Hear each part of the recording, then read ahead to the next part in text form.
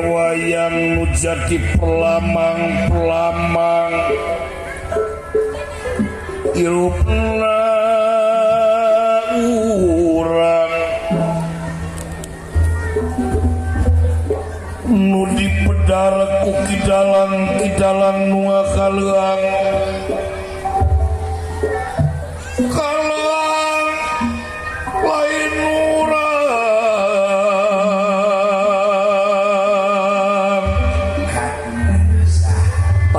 sorana kagungan numaka wenang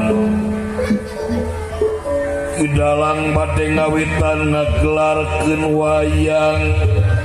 urawa ngamalkeun agamana Islam.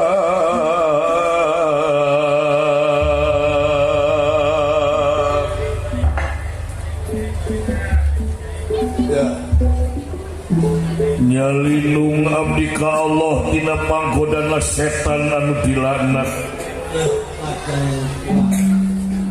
kalawan nyebat asmana Gusti nu kagungan sifat maha murah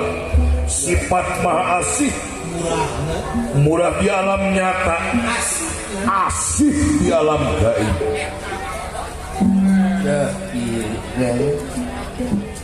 nyukluk saur nu kapungkur mapai sajarah zaman baheula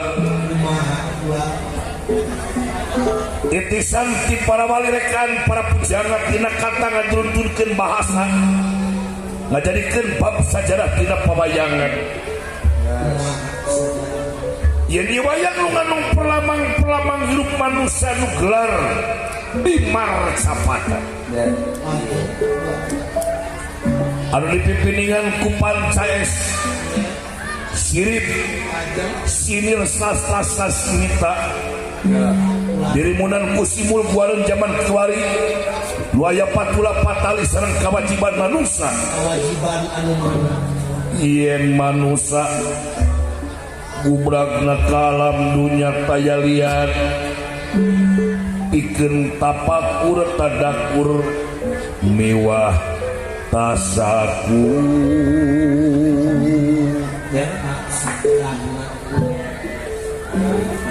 cing sakajama di dunya nanu milampah jalan sae hasilna bakal kenging kamulyaan sawangsuna upami jama di dunya nanu milampah jalan awon hasilna bakal kakang dina curang tatungaran margi melakade moal jadi goreng melak goreng moal jadi hade rumawi manusia gaduh keyakinan moal aya jalma nu salamet dina jalan salah lacan aya jalma nu cilaka dina jalan bener anak yakin ditenan kehidupan di alam dunia moal aya kenyataan anu ngaliwatan tina amal perbuatan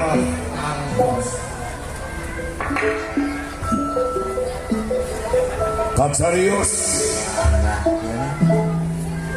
di kasatriaan Madukara anu karek kabana sabon punagara Amarta yen alun-alun teh namina Indra Prahasta Iya. jeung kadipatian anu someah kasemah estuning sauyunan sareng rakayatna